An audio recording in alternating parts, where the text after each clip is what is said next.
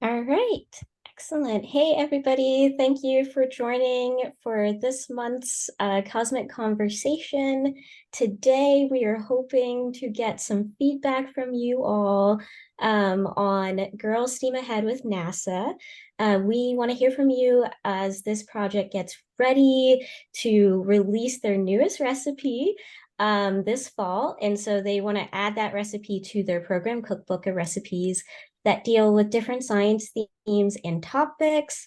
Let me see. And then our guest speaker, who will be presenting today, is Dr. Martha Irene Saladino. And Martha is an outreach and space scientist here in the Office of Public Outreach. And I will hand it over to her to introduce herself. So Martha, take it away, and thank you for being here. And please direct me with the slides, and I'll pull them through. Okay, perfect. Thank you very much, Jessie. So hello everyone. Jessie already introduced my name. So my name is Martha, and indeed, I am an education and outreach scientist here at the Space Telescope Science Institute, and I am the midfielder for the Girls Steam Ahead with NASA program from NASA's Universe of Learning. I'm really excited to have you here. And as Jessie mentioned, today we're going to premiere something. So you are the very first people who are going to see these recipes. So I'm very excited, and I hope that I can share this excitement with you. So just a little bit about myself. My background is in astrophysics. I used to study binary stars in the computer. That means I used to do simulations of binary stars to see how they interacted as they evolved. I also worked a little bit modeling how planets interact with something that is called planetesimals, which is basically all the debris that is left after a solar system is formed. Well, now I'm just going to explain you what this recipe is about, because this is why we're here today. Can we move to the next slide? So as I told you, this is the red carpet because today we are premiering this recipe. So I don't know if you know what Girls Steam Ahead with NASA is or not. So I'm just going to take a minute to pause here and to explain what it is. So in Girls Steam Ahead with NASA, our aim is to create programs that empower libraries and other organizations and informal educators to create your own programs about astrophysics and science to engage girls and their families into STEM. And we also want to celebrate women in STEM, that is science, technology, engineering, mathematics, and I think I got everything right.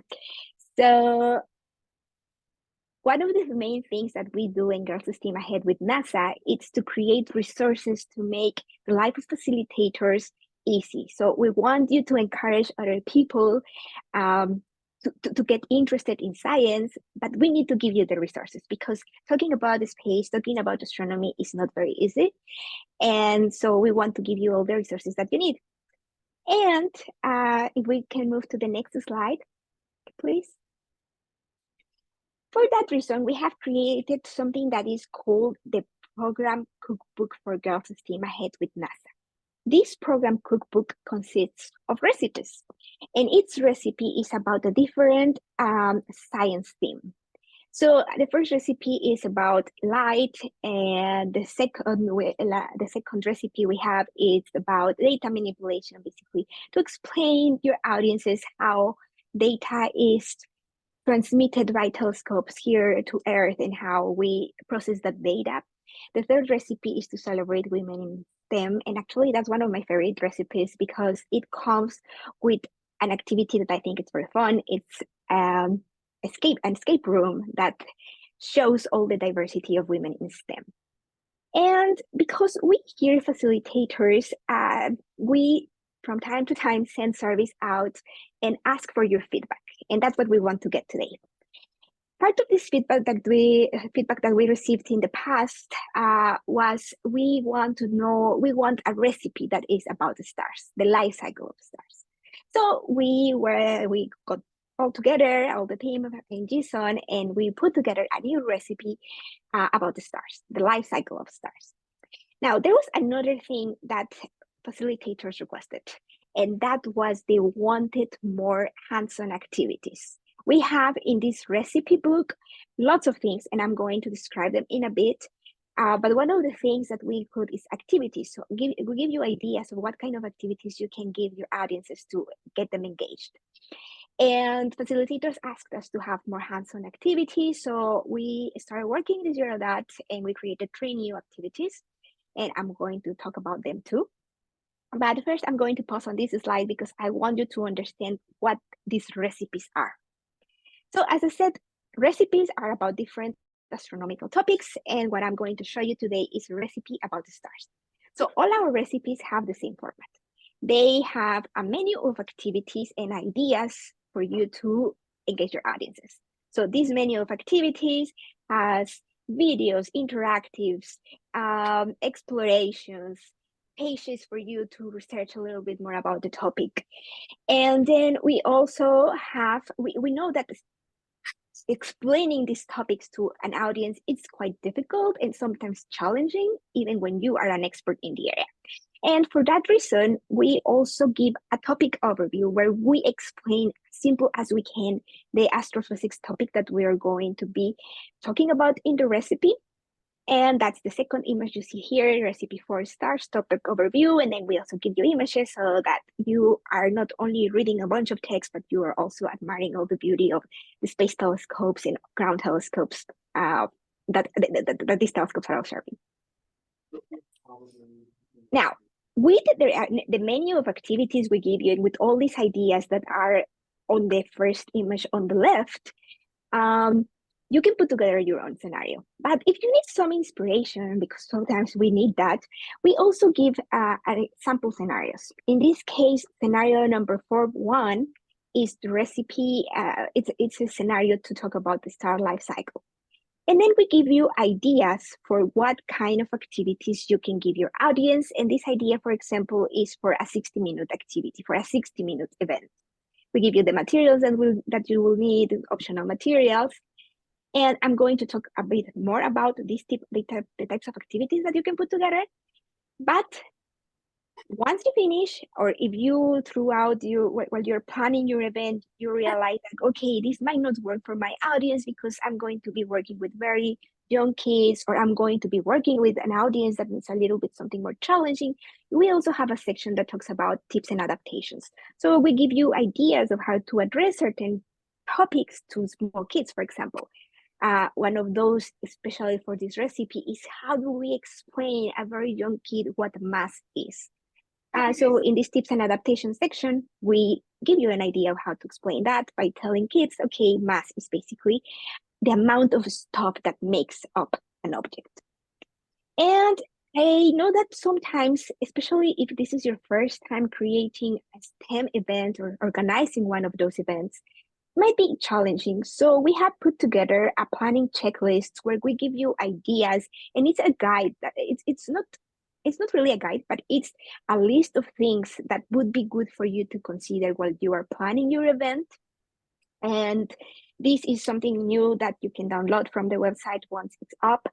And if we can move to the next slide, now I'm going to talk more about this new recipe.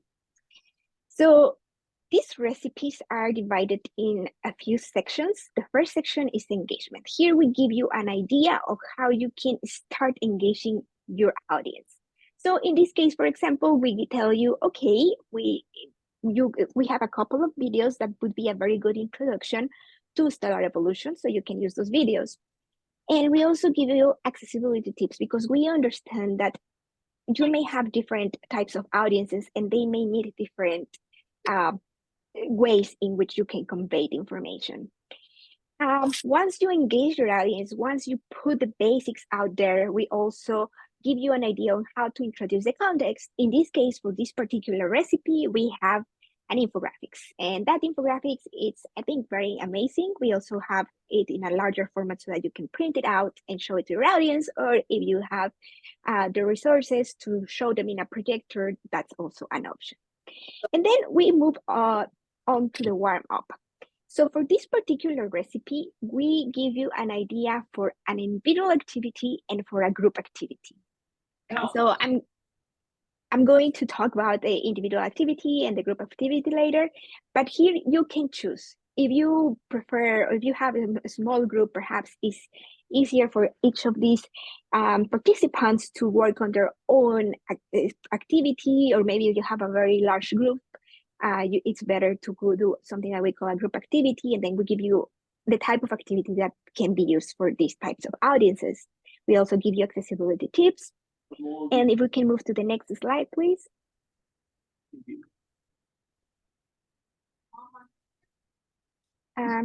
Jessie? No, nothing. Thank you.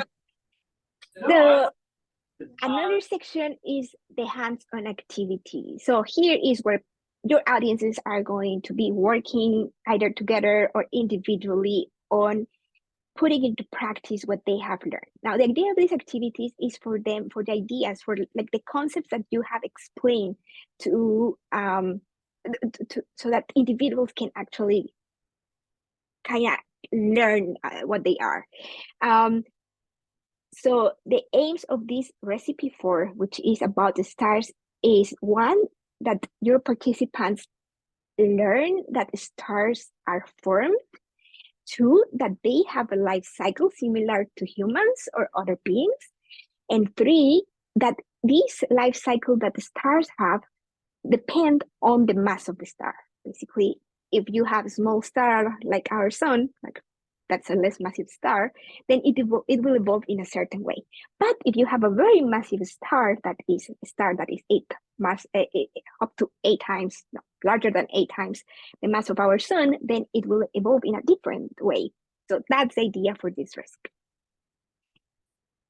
One thing that we have included in this new recipe is role models. I think that that is very important, especially if we are trying to engage girls and their families into astronomy. It's very good for them to know the diversity of people working on this particular topic, in this case, stars. So now we have included the pictures and the contributions of different women to this area. And finally, we have options if you want to host an event that is a little bit longer than 60 minutes. We also give you different options of different activities that you can try, or how you can adapt the activities that we give you for a longer version. If we can continue to the next slide, please. So that is the program cookbook. That's recipe 4 stars. But now I'm going to talk about the activities that we have created for this particular recipe. Now, these activities can be used as standalone activities, and they live in the website on NASA's Universe of Learning website. You have the QR code here for this particular activity. This activity is, I think it's one of my favorite ones. It's bookmarks.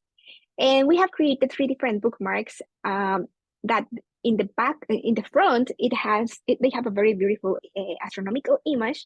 And on the back side, they have the information of how a star of a certain mass evolves. And the idea here is that participants learn about the life cycle of stars by making a cord with different beads of different colors, where each bead represents a different stage in the life of a star. In this case, the image that I have here on the left is particular for the life of a star like our sun. We have also given you some adaptations. Perhaps some audiences don't really want to do bookmarks. Maybe they can make a bracelet instead. And the bracelet that you have there on the image on the right has actually the evolution of 3 different stars, of a sun-like star, of a massive star whose outcome is a neutron star, and a massive star that will eventually turn into a black hole. And if you don't like that either, or if your participants don't like that either, you can also create a fun charm. The idea here, you can be as creative as you want. The main point is that your audience is learning something new while they are doing something with their hands. So this is activity about the bookmark. Now I'm going to talk about another activity that we have put together. That is the Stellar Evolution Footbook. So this activity is super fun, and if you give me a second, I'm gonna disappear and I'm appearing. Here I am again. Give you an idea is that kids learn about how star evolves by drawing the evolution of a different star, like the star they want, either a sun-like star or a massive star. And so we have given you here a couple of options. If we go to the next slide, please. We have given you templates that you can cut and give to your participants and they can color them. A very good idea here is to have them color these templates as you explain how stars grow old. Especially because for the sun-like star, the templates are a lot since these stars take a very long time to evolve. But we also have, you can also adapt this activity and have participants draw their own images. You don't have to use these templates. You can ask them to draw their own images. If you will scroll down, please. On the right, by the way, it's just an idea of how they can color things. But we know that perhaps this is a little bit challenging for young audiences because there are so many steps in the evolution of a sun-like star. So we also give you an idea of how you can have younger audiences draw their own images. It's just basic images, just, it's a cloud of gas and dust where stars form. And then we give you, okay, just a basic shape of a cloud. And then little by little, gravity is going to start contracting this cloud, material is going to start falling in this cloud until it creates a star, and then that can be a circle. So we give you ideas in how to address this, or how you can make this activity with different types of audiences. If we go to the next slide, please. The final activity we have put together is Stellar Evolution Scavenger Hunt. Here, what your audience is going to use is images from different observatories, either space-based or ground-based. The idea is here that we have taken pictures or snapshots of the life of a star at different stages. It's not the same star, of course, because stars take a very long time to evolve. But the idea is that they chronologically put together the images with the information that we give about each one of these images. And that way they will use, they can learn a little bit more about the stellar evolution while also reading and learning a bit about the images, the astronomical images that we are showing. We have an adaptation for this activity. So these images were taken from a website called Astrophysics. It's also part of NASA's Universe of Learning. And Astrophysics is basically a library of astronomical images. So we also have an online adaptation. If you don't want to use the cards on the right, you can also go to Astrophysics. And if you have the materials for your audience can go to Astrophysics and they can start searching for these images that are in the image in the middle, read the information about them, and start ordering the life of a star and guessing what type of a star it is, if a massive star or a sun-like star. And I think that is, if you can scroll down. Okay, I think I repeated that one there. Okay, I think with this, I have covered everything and I want to let some space and some time for questions. So Jessie, what I want to ask you is if you can maybe play the movie of the flip book.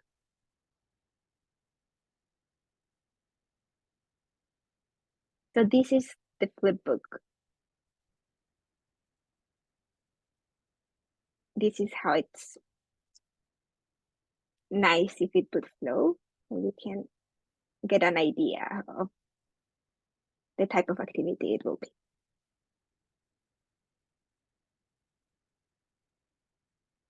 So that was basically a sun-like star. It's what you were seeing is how everything starts in a molecular cloud or a stellar nursery, and then gravity makes this stuff starts collapsing due to gravity. It forms a star, and then the star eventually evolves. It grows into what we call a red giant, and eventually it starts shedding all its outer layers into a planetary nebula. So that's what I wanted to show you today, what I wanted to premiere with you. And if you have any questions, I will take them now.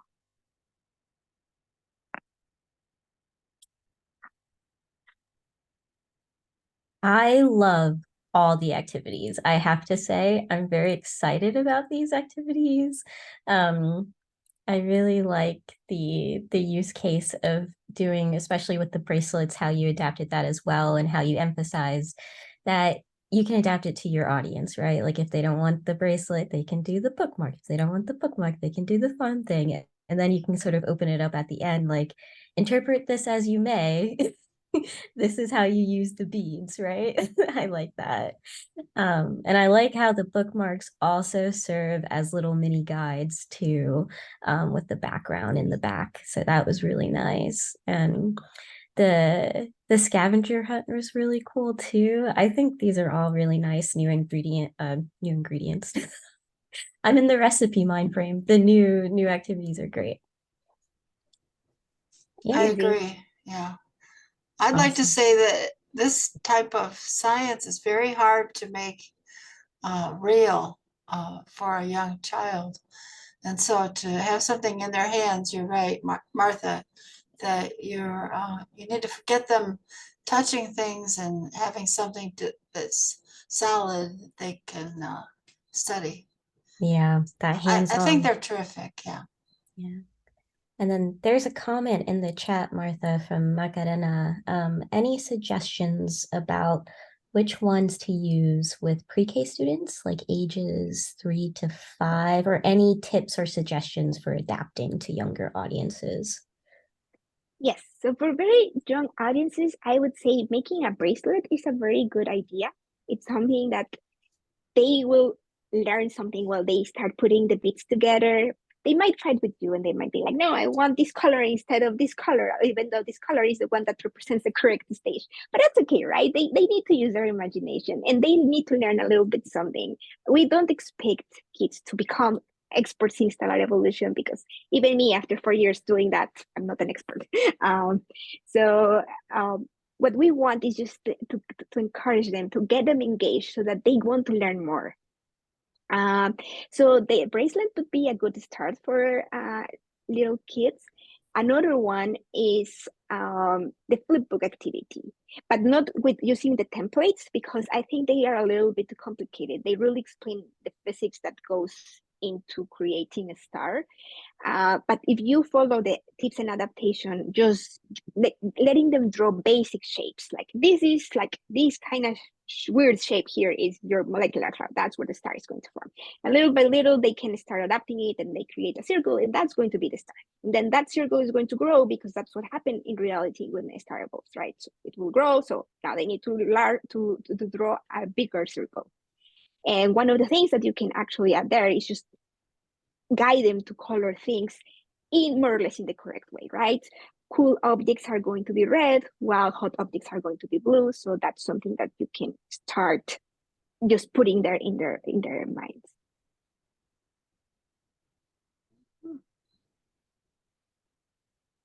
And then just another comment. Oh, sorry.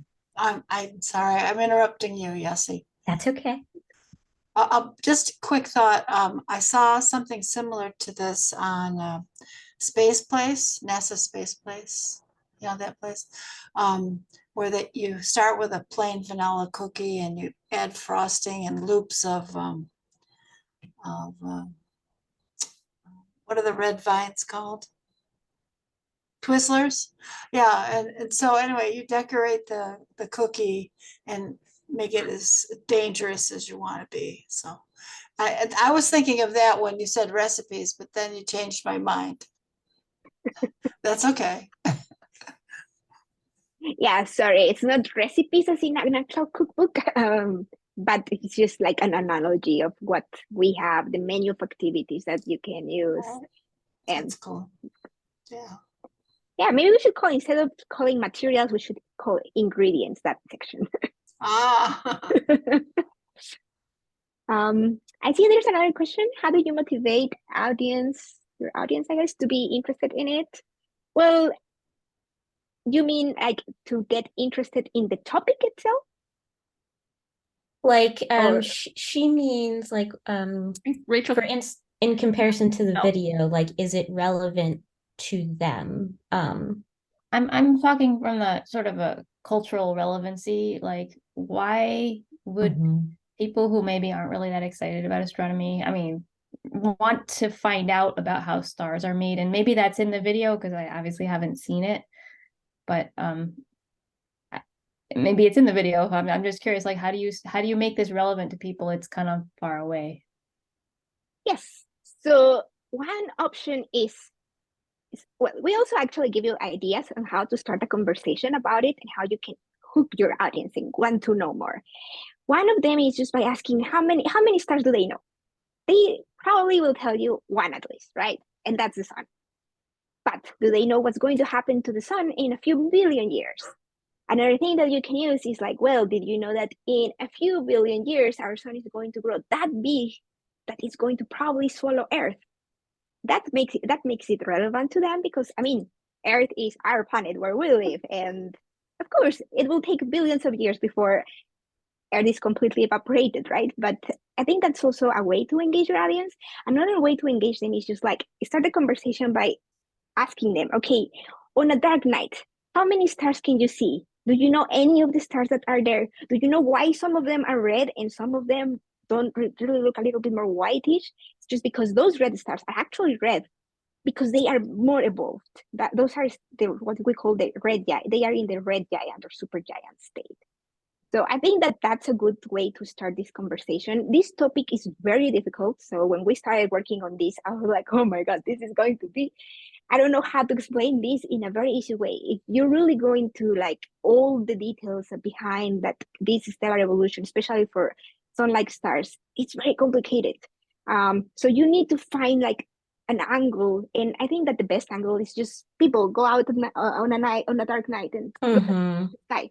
There are I agree too, and I'll touch upon what Martha's suggestion here, Rachel. There is cultural and historical significance that you can pull with the science of the life cycle of stars, because the history and culture of people that have looked up to the stars to tell stories, that mark time, navigate seas, and even decide when to plant crops, right? It's all about understanding the life cycle of stars that can add depth to our appreciation of sort of these cultural practices. So you can apply those real life scenarios like navigating seas or understanding like I said, with agriculture, when to plant crops and stuff. There's ways to do real world connections of looking up at the sky to make it relevant to us here on Earth. And I think that could be nice tie-ins, especially with middle school audiences and high school audiences too. There's also an opportunity like supernova. So one particular aspect of the life cycle of stars is one of the, drastic changes on the night sky that can be seen with the naked eye. And so cultures throughout our known history have observed it at various times. And so looking at what cultures have, there are diagrams and drawings of those observations, which is a really interesting kind of historical connection too. These are great ideas. I hope like some of these might find their way into the recipe or the suggestions, so that those of us who, like you said, I was like, oh yeah, of course, that would be really useful, but I might not think of it like when I first see the recipe. I mean, if you're really expert in this, you'll know all these things you guys have just said, but if you're not, it might be cool to like have that in the recipe. That's just my thought. I don't know what it says. I haven't seen the recipe, but that's an excellent point. And we do give you ideas on how to start this conversation. We tell you, state, how many stars do you know? That's, I think, the very first question we have. It might be interesting at the bottom of the recipe, Martha, to maybe have like real world connection stories, or like almost like a story time section, and have like possible narratives that you could use with real world implications to sort of build out and connect with people, like Rachel has said, who just aren't interested in astronomy. And how do you make that connection, and how do you make that spark? I think that could be really cool. Yeah. Like David, aren't you a planetarium guy? I am.